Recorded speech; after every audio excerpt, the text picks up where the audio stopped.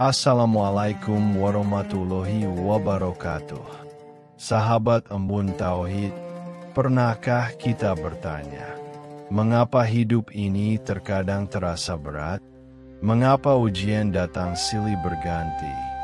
Bahkan saat kita merasa sudah berusaha menjadi pribadi yang lebih baik, hari ini, mari kita merenung bersama.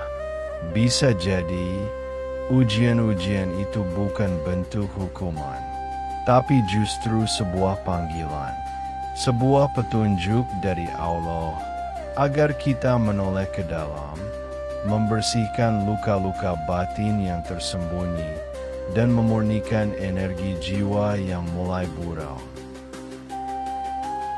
Dalam Al-Quran, Allah berfirman, أحسب الناس أن يتركوا أن يقولوا آمنا وهم لا يفتنون. yang artinya, apakah manusia mengira bahwa mereka dibiarkan mengatakan, kami telah beriman, sedang mereka tidak diuji? Quran Surat Al-Ankabut ayat 2. Ayat ini menunjukkan bahwa ujian adalah bagian dari proses keimanan. Bukan sekadar cobaan lahir, tapi juga cobaan batin. Ujian adalah sarana tazkiyatun nafs, penyucian jiwa. Dalam hadis pun Rasulullah Shallallahu Alaihi Wasallam bersabda, barang siapa yang dikehendaki Allah kebaikan padanya, maka Allah akan memberinya musibah. Hadis riwayat Bukhari.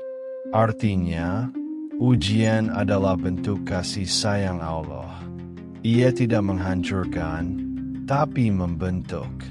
Ia tidak menjatuhkan, tapi justru membangunkan hati yang sedang tertidur. Seringkali, kita menjalani hidup dengan luka-luka batin yang belum sembuh. Luka karena penolakan, kegagalan, pengkhianatan, kehilangan, atau ketakutan masa lalu.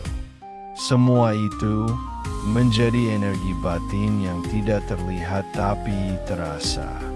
Membuat kita mudah marah, cepat putus asa, sulit bahagia, bahkan susah menerima takdir. Luka batin inilah yang kadang dibersihkan Allah lewat ujian hidup. Ketika ditimpa kegagalan, bisa jadi itu cara Allah mengangkat lapisan ego. Atau saat dihina dan disakiti, Allah sedang melatih kita memaafkan dan menyembuhkan luka harga diri. Dalam Islam, konsep tazkiyatun nafs sangat penting.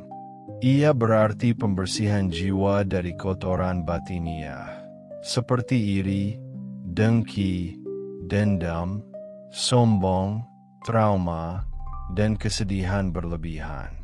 Dan tahukah kita, Allah terkadang membersihkan kita bukan lewat zikir semata, tapi lewat pengalaman. Lewat ujian, Allah memperlihatkan sisi gelap diri kita yang harus diterangi. Contoh, ketika kita merasa tidak dihargai oleh orang lain, sebenarnya Allah sedang mengajak kita untuk melihat bahwa mungkin kita terlalu menggantungkan harga diri kepada manusia, bukan kepadanya. Ketika kehilangan sesuatu yang sangat kita cintai, Allah sedang mengingatkan bahwa tak ada yang abadi kecuali Dia. Maka setiap rasa sakit adalah panggilan untuk tafakur, untuk bertanya, apa yang Allah ingin aku pelajari dari ini? Bagian mana dari jiwaku yang perlu disembuhkan? Apa energi negatif yang perlu aku lepaskan? Penyembuhan dalam Islam bukan hanya soal fisik, tapi rohani. Dan kuncinya adalah solat yang khusyuk, zikir yang hidup, tadabbur ayat-ayatnya, istighfar, dan taubat yang tulus. Namun, ada juga aspek penting yang sering kita lupakan. Jujur kepada diri sendiri. Mengakui bahwa kita terluka. Bahwa kita sedang tidak baik-baik saja. Islam tidak mengajarkan kita untuk menyangkal rasa, tapi untuk mengelolanya dengan bimbingan wahyu. Umar bin Khattab pernah berkata, "Hisablah dirimu sebelum kamu dihisab." Dan hisab batin ini mencakup luka-luka jiwa yang belum sembuh. Kita juga diajarkan untuk mencari pertolongan dengan sabar dan sholat. يا أيها الذين آمنوا استعينوا بالصبر والصلاة إن الله مع الصابرين. Yang artinya, wahai orang-orang yang beriman, mintalah pertolongan dengan sabar dan sholat. Sesungguhnya Allah beserta orang-orang yang sabar. Quran Surat Al-Baqarah ayat 153. Sahabat embun tauhid, ujian tidak selalu harus kita lawan. Kadang, ia hanya perlu diterima dan dipahami.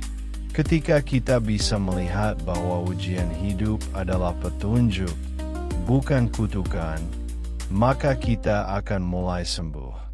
Kita akan mulai lapang. Kita akan mulai ikhlas. Dan dari situlah muncul cahaya. Cahaya dari jiwa yang bersih. Dari hati yang lembut. Dari ruh yang pasrah. Karena sesungguhnya, Qalbun Salim, hati yang bersihlah yang akan membawa kita kembali kepada Allah dengan selamat. Semoga setiap ujian yang menimpa kita bukan menjauhkan, tapi justru mendekatkan kita pada Allah. Semoga luka-luka batin kita sembuh oleh cahaya iman, zikir, dan keikhlasan. Dan semoga kita menjadi jiwa-jiwa yang tenang, yang kelak dipanggil. يا أيتها النفس المطمئنة ارجعي إلى ربك راضية مرضية. Yang artinya, wahai jiwa yang tenang, kembalilah kepada Tuhanmu dengan ridho dan diridhoi.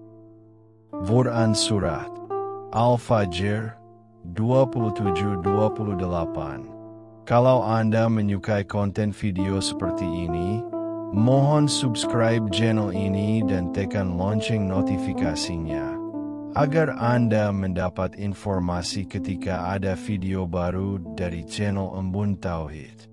Terima kasih sudah menonton. Wassalamualaikum warahmatullahi wabarakatuh. Sampai jumpa di video Embun Tauhid berikutnya.